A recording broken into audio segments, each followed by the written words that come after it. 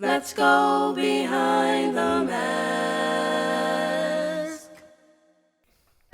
Welcome back to another special edition of the Behind the Mask podcast. We got some special guests today in conjunction with the NFL Legends Community Podcast.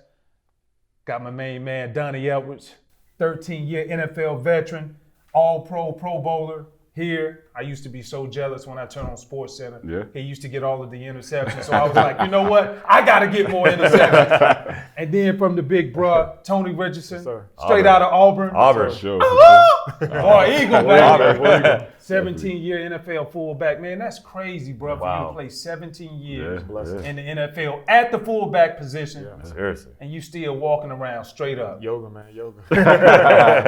Namaste. How you guys doing, man? We got some legends in the building down here in Miami for the Super Bowl where your Chiefs have finally made it, man. How does that feel?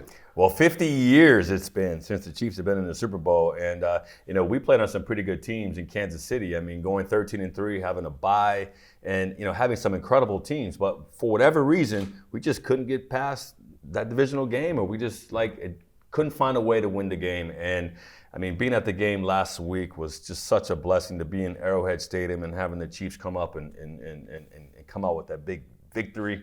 Go to the Super Bowl is pretty special. Yeah, man. Tony? Yeah, I feel the same way. It's one of those things, Donnie and I were both fortunate to play there for a long period of time. And I just remember, my rookie year was with the Dallas Cowboys. The Cowboys had come off back-to-back Super Bowls.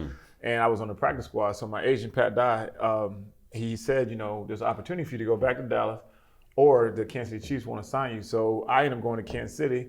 1995, we go 13-3. And obviously the Cowboys are in the playoffs as well. I'm like, okay, I'm going to get my ring this year. 13-3, we're at home. First round bye, the whole deal. Colts. And freezing cold. Missed 3 field goals. We lost the game 10-7. Derek Thomas, Neil Smith, missed 3 field goals. Atlanta, LA missed 3 field goals.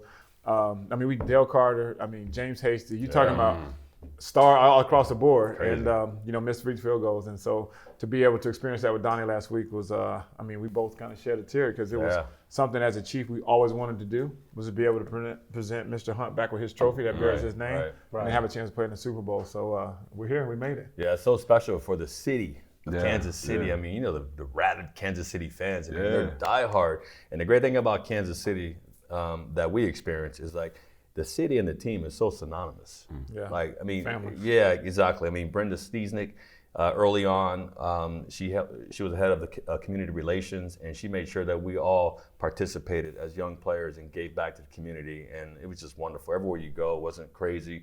They always respected you, and it's just really special. So it's good for the city, it's good for the team, it's great for the organization, and it's great for the NFL. All we need to do is have a big victory on Sunday. I don't know. That's all we have to do. I think we got somebody that has something to say about that. I don't know. You got some resident 9 over there. I saw Takeo look at you got to side his eyes, saw that. He's the side eye. What are you talking about? Hey, no, but you talked about the importance of winning that AFC Championship game, because I remember looking at the game on TV and I saw you up in the box and very ecstatic. The camera caught you. And I was just thinking, I played in that stadium several times. And we've all heard how loud it gets. Oh my goodness. And so I really wanted to just to give our viewers and listeners some insight. You guys played there for years. Yeah. Have you ever heard it as loud as it was that night? No, I think when those guys won that championship? I think that's the loudest I've ever heard it. We were actually right before the half. One of the big plays was when Mahomes scored that touchdown, and we were in that end zone. And so all of a sudden we see the play coming our direction. And when he scored, because then you kind of felt okay, the momentum was starting to swing. Right before the half, man, that place blew up, man. It was special. And then toward the end, there was, I don't know what song it was. We couldn't even hear the words. Everybody in the stadium was singing the same song. Stuff was going up in the air. It was magical. It's 50 years in the making. Think about it, 50 years in the making. Yeah. It was so loud. It was just so exciting to be there and to feel that energy coming from the stadium and coming from the field and coming from the team. It's just really, really special. And I'm just really happy that we both had opportunity to be there together. And the best thing was, so we actually traveled together, but my buddies were texting me at 6 o'clock in the morning. They were already headed to the stadium tailgate, so they were good. And they were good. The barbecue sauce was flowing well, so they were already out there. So they started the barbecue, and it was 9 degrees. 6 o'clock in the morning. Oh yeah, it was cold. Wow. Like 9 we were degrees. down the sideline. It was 9 degrees. I told Donnie at hell one time, no. I said, man, I feel like I got some Novocaine in my jaw, but I couldn't talk. My jaw had locked up. It was so cold. It was cold, man. It was real. Yeah, You little should bit have of got some of that antifreeze that your boys Well, were no, saying. the trip we were on, we couldn't participate in that. We went with the commissioner, so we were a little bit different. So we were buttoned up. We had to sit there and, hey, how you doing? It was PG. It was PG-12, 13. Like you said, after 50 years, one thing I do recall, it doesn't matter if you guys are 13-3 or 3-13. Those fans at Arrowhead always show out, and support the Chiefs. Yeah. What does it mean for those fans to finally make it back to the Super Bowl, and what would it mean if you guys actually win? It will finally, I think, substantiate like the Chiefs, you know what I mean? Because like we need to bring this back. It's been so close for so long. I'm sure you heard the stories that people are trying whatever they have to do to get to this game. Because this may not, you never know. It's been 50 It's been years. 50 years. Right. Yeah. So I hear people are like taking out seconds on their third. They are going to be here. They cannot miss this moment. I mean, and we've been around a lot of fans. I mean, it's so entwined into who they are, and it goes down generations as well. Right. So this is huge. This is really big. There's a lot riding on this. Yeah, I think it's one of those things that when we first came to Kansas City, you couldn't get tickets. So tickets, the waiting list to get tickets were like 10 years. Sometimes 15 years to get tickets, and so all of a sudden, Come on, man. no, seriously, they're waiting lists. And so like So you mean to say if somebody wants to get a ticket? you had to so even as players, like everybody on the team, if you were a special teams player, if you were a starter player, everybody had car deals. Some people had 2 car deals because that's how you bartered your tickets. So if you got a couple extra tickets, you get a car deal. You got guys that practice squad, they rolling, they got cars, because you couldn't get tickets. And so as you start to meet the fans, you realize that these people have been tailgating next to each other. It's a family deal. Yeah. When parents pass away, grandparents pass away, they wheel their tickets down.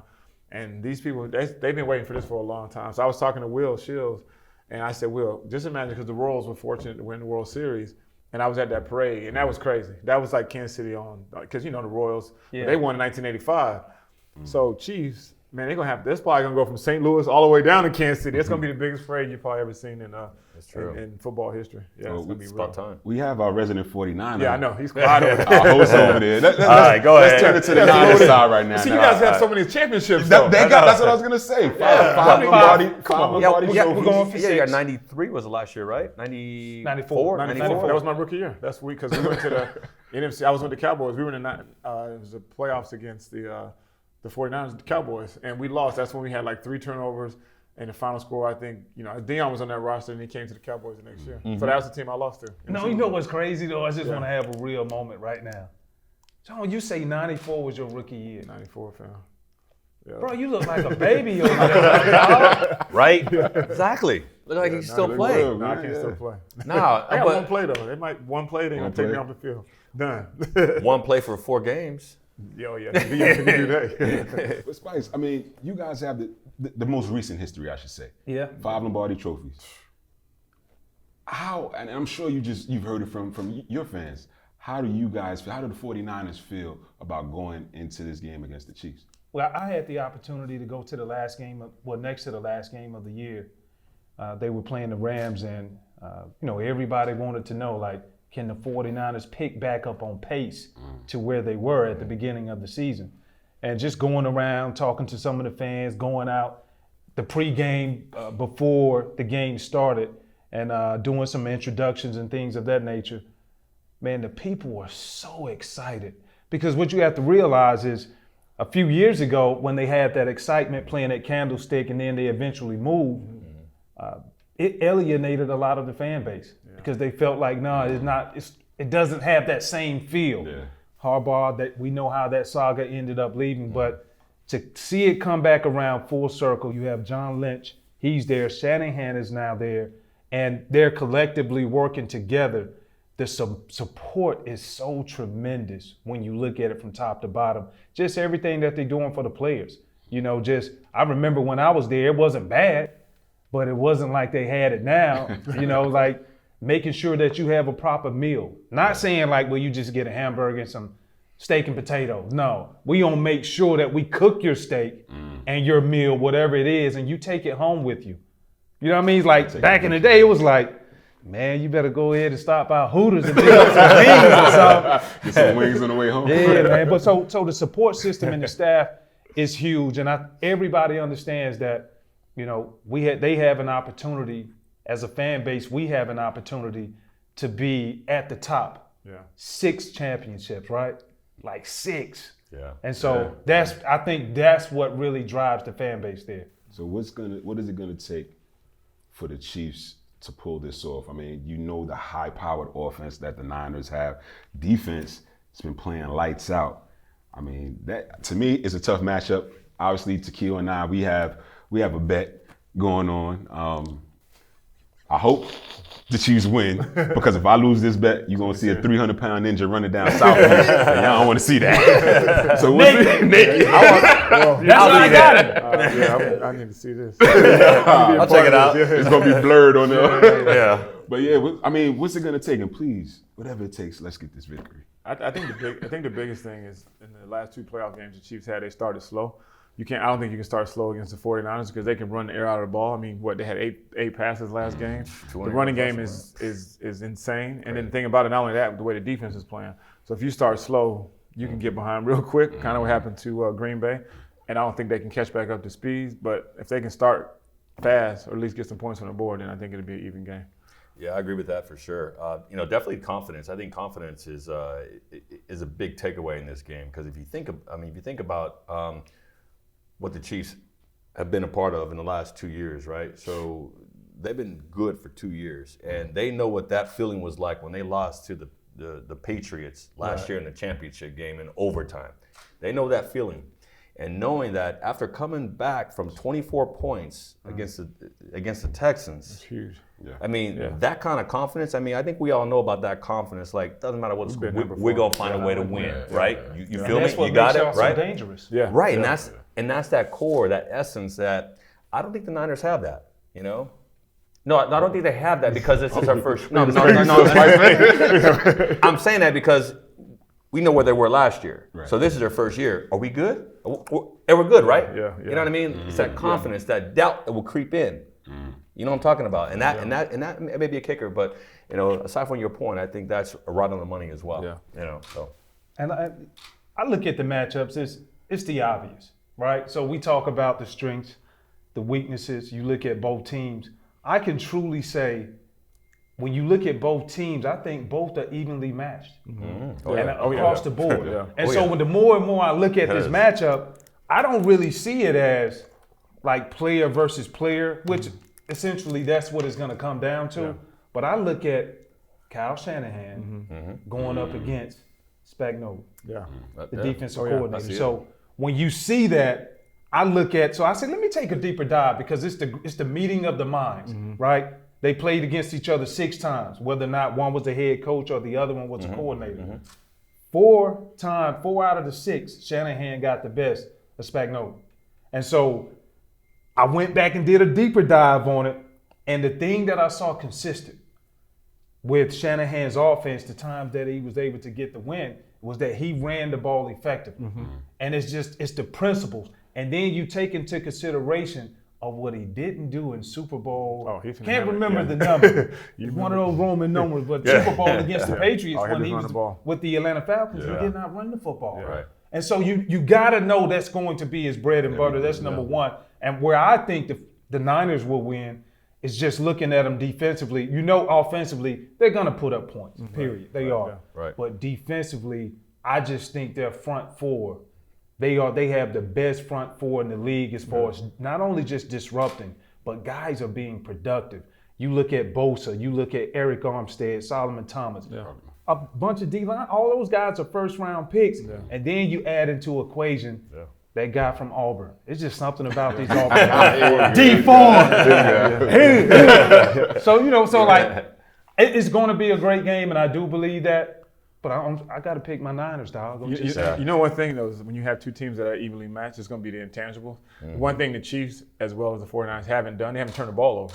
So it can come down to, turnovers and special teams. But at the end of the day, that's generally where it's at. You don't turn the ball over, you play great special teams, field position, you got a chance to win. And teams, if you turn the ball over in this game, because all of a sudden, Mahomes scores like that, you guys milk the clock. I mean, the game, it could swing either way. So I don't think the team who doesn't turn the ball over and plays great special teams, I think might have a chance to win. Yeah, and also matchups are gonna be matchups. Yeah. right, and also to minimize on the mistakes. Yeah. You know, because of blown coverage, mental errors, and you can't do that. This is the big game, right? Because one little error like that could be the whole game. So it's gonna be. You guys are all defensive guys, and Spikes just talked about the front four of the Niners. Them two defense. Fullback, I'm sorry. Yeah. That's kind of defense, though. That's a defense. That's because he wanted to Because play you don't get the defense. ball, you just running like trying to knock me out. When I used to hit him in the chin, that Yeah, wasn't you defense. See these stitches right here? See these stitches right here? He done made all decade team 2000. So that mean that some of those highlights. He had to deal with both of them. Yeah, some form of fashion. So you got highlights against these? Nah, ain't no highlights. It's just He used to destroy guys, though. I know, he was laying them out. Like being in the meeting room. Let me give you a little verbiage, dog. Like, check this out. Yeah, this is true. You were playing with KC. yeah. And I was, Will Shields was there. But it was, y'all. You had Priest behind you. And I remember we, as in the Buffalo Bills, came to KC after it was a night game. And I was like, man, Kansas City ain't this hard to play in. Like, I don't care. And so I'm turning on the tape and I'm like, damn, Tony is just annihilating these linebackers. And so that was the theme of the week. Hey, don't get broke off by team. I'm telling you. Hey, Spikes, don't be brother-in-law over there just because y'all from Auburn. But, bro, you had our attention in the meeting room so strong that we were all pissed off during the week of practice because we did not want to be on your highlight tape. But long story short, we had the number 2 defense that year in the league. And y'all had obviously Priest Holmes and y'all did what you do. But we came into that game and we had not allowed a 100-yard rush the entire season. And you guys got well over 100 yards that night. And I was like, you know what? Real deal. This dude right here, like Tony, Will Shields. I remember going up against Will. I thought I was gonna try to manhandle Will. Man, I felt like it was a defibrillator on my chest when he hit. Clear. You know what I mean? But nah, man, it really was a pleasure though, because like this is what we do. People ask you all the time, like, what do you miss out of the game? Yeah. Like, I don't necessarily miss playing, but I miss the stories. Oh, for sure. You know what I mean? I miss that camaraderie and being able to hang out at Pro Bowls, have a cold adult beverage, and be able to reminisce with a good cigar. Good stuff, man. And you guys, have you ever seen a talent like a Patrick Mahomes? To me, I think he's a generational talent. Spike, you talked about the front four of the Niners. I mean, you guys have seen him. You watch him. Mahomes versus that. I was fortunate to play with Brett Favre when he was with the Jets. Now, Favre had the arm, but, obviously sometimes it can be a little bit reckless. Where Patrick, like, literally, when he makes those throws, and those throws that not too many people can roll right and throw across their body 70 yards, it's calculated. You know what I mean? That's the thing that's a little different. Like, Favre had that arm strength, but he's special. I've never seen a quarterback like that. Not just the decision making. It's like, he doesn't make mistakes. Like, if the ball, if it's not there, he's going to run out of bounds. Throw it away. Like, he's not throwing into double coverage. He's not making those mistakes. And that's rare to have a quarterback in his third year. Think about it. MVP. Right. MVP. Now he's in the Super Bowl, 2 AFC Championship games. That's crazy in 3 years. That body work is serious. Yeah. Yeah, he's definitely a serious talent. Playing in the league, we always, we're all kind of like, good players, always kind of even. Then you have that, some of these rare talents. You know what I mean? Like, we all know him, and I think Mahomes is one of those rare talents, especially for the quarterback position and what he's been able to do and just come in and just like start like gangbusters and just make plays. He's definitely a playmaker, and he can turn the tide of the game as he did last week. I mean, things happen. He makes plays, and I think what happens is that the rest of the team, the rest of the offense, exactly. Offense and defense. Exactly. Exactly. Definitely. Trust me, they're looking at him like seeing his eyes. He's like, we're gonna do this. Okay. Let's go. Yeah, exactly. So it's always great to have a leader like that on top of his playmaking ability, and hopefully, this partnership together with with Andy Reid stays together for a while. Just got to get this victory on Sunday. What's one of the things that you appreciate most, looking out of that camp? You see Andy Reid, you see Eric Bieniemy as the offensive coordinator. Give us something that we don't know that actually goes on inside, like what people would be surprised to hear. Like, why are they so good from what you've seen? It's funny you asked that question because someone asked me the same question. I think I was doing NFL Network or something. They said, do you think the Chiefs are already going to get the big head? And I said, I know it's not going to get the big head because EB was my running back coach in with the Vikings.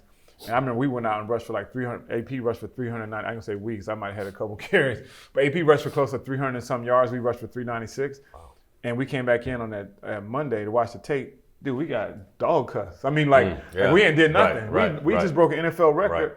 And he was so like on us about like footwork, technique. AP ball handling. You put it on the ground in a minute. Ball handling. And it was against the Chargers. Rushed for 396 yards. But we got critiqued so hard, and I'm just like, one thing they're not gonna get complacent because it's not his MO. Like you can go out and have a great game. He's finna come in. He's gonna give you the praise where it's deserved, but he's also gonna keep you close to the breast and realize you ain't accomplished anything yet. And obviously he played in the Super Bowl when 94 with the Chargers. 94, yeah. Yeah, 94. That's right. Yep. And so he's been there, had that taste. So Against now the he's ready to Niners. be back. Yeah, against the Niners. There you go. Niners again. Yep. Check this out. I know a lot of people, before we let you guys go, man, a lot of people just think like, all right, it's Super Bowl week. You come down here, you're going to kick it. You're going to the club. You're going to be hanging out. You're going to meet so many people. It's a brotherhood. Like, it is fun.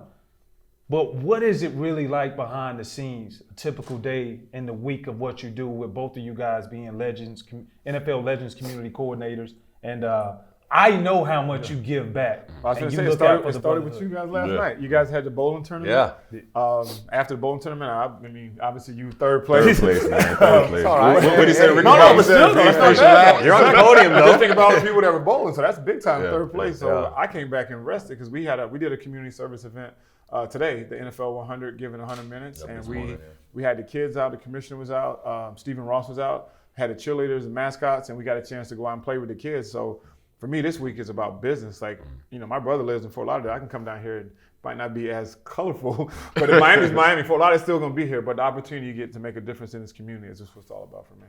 Yeah, and I agree with that too. I mean, it's all about, and the great thing about the Super Bowl, like every city, the NFL comes and have the Super Bowl. There's so much more than just the game. Yeah. Right? I mean, we just dedicated the field today, and Miami-Dade. I mean, and there's how many players? To name the players that it was. There's 15 players that are playing actively in the NFL. That's They from grew up on that field. Yeah. Wow. Yeah. AB is from that area. Man, All of crazy. It's crazy. Yeah, it's great. Yeah, I mean Talent. that's T.Y. Hilton. T.Y. Hilton was out there today. Yeah. It is All so these special guys. because, like, as you know, we were all those kids. Yeah. You know what I mean? And guys are giving back. Guys are showing up and like, man, you can do it. And that little, like, little comments kind of like grows on you and it kind of helps you. You know what I mean? So that's part of it too. And then one thing I love about Super Bowl is that, it's like a reunion, right? Yeah. You see all the people, you see all your boys and everything like that. It's just really great, to be, in one environment, to see everybody and just connect and reminisce and tell some good stories here on the podcast, right? There's one little kid. That's where you from. He said, "Man, I'm from the 305." I said, "Okay." I said, "All right." I said, "Okay, get started." He said, 305. I said, "Okay, be proud of it." Hey, we before we let you go, NFL Salute to Service Award. Yep. That was just announced. Man, give us the details on it. Like, let us know what's up, man. Give us the info on it. Yeah, no, it's really special. It's a great award. NFL, Salute to Service Award. I'm happy to be a recipient this year. It's pretty special. I mean, the military runs deep in my blood, along with T. Rich. We've done some stuff together with the military, and it's just one of these deals where, like, growing up in San Diego, it's synonymous with my life. Like, all my family served, and so I understand the service and sacrifice and everything that it takes. And for me, it's like, since I was a kid, thanks to my grandfather, Max Rousel, to give me a foundation to, like, understand that, we're so blessed to be born in this great country. And it doesn't just happen. Once you travel outside this country, you see what life is outside the country than America. But the problem is that we all think, America is everywhere. The rights that we have, the freedom that we have, you can do what you want, you can dress how you want. Like, that doesn't happen everywhere. You want to talk about the president, you can do that here. Right? But other places you can't do it. And I want to make sure that we never lose sight of that. It's so important that we recognize that and be grateful for the freedoms that we have. And it's on the backs of the men and women that serve and give us this opportunity. I mean, think about it, guys. We played football. Yeah. I'm one of 11 kids. You know, you talk about, you know, it's not where you start, it's where you finish. But being born in America, we won. You know, we're victors. We're not victims. We're victors. You know, think about the opportunity that we have. You got people coming over here, you know, going through deserts, trying to get here for what? With nothing on them. For what? Freedom. For opportunity. Opportunity. For opportunity. We have it right here. It's all depends on how we look at it. And I'm so grateful, and I really want to continue to, you know, to honor and to recognize and bring some awareness to our military community, because, you know, we're so lucky and so blessed. And every time I travel away and I come back to America, I'm just so thankful to be born in this country. So I want to continue that. And, you know, we're doing this through my nonprofit. It's called the Best Defense Foundation, bestdefensefoundation.org. We have a number of pictures and videos and information. We'd love to have your support. We're only able to do this by the support of our community. We're all volunteers. We all just put it forward, you know. And one of our mottos is taking care of the ones who took care of us, you know. And I tell my team, don't talk about it, be about it. All right. So, Amazing. Hey, man, we appreciate the time. I know you guys got to go out and do what you do. Yes, sir. yeah, But hey, thanks for stopping yeah. at the Appreciate Behind the you. Mask Right on. podcast in conjunction with the NFL Legends community. And let's do this again, though, for sure. Absolutely. After the Chiefs win. After the night. How do you get it? Got him. We hope you enjoyed this episode of the Behind the Mask podcast. Indulge, share, and subscribe to quality content. And we're everywhere. We're on YouTube. Make sure you scroll to the bottom, click that little bell for notifications. We're on Google Play, we're on Spotify, and we're on Apple Music. Even on social media, we're going to make it easy for you. Follow at the BTM Podcast for your weekly fixings. And remember, there's only one rule. There are no rules. Let's go behind the mask.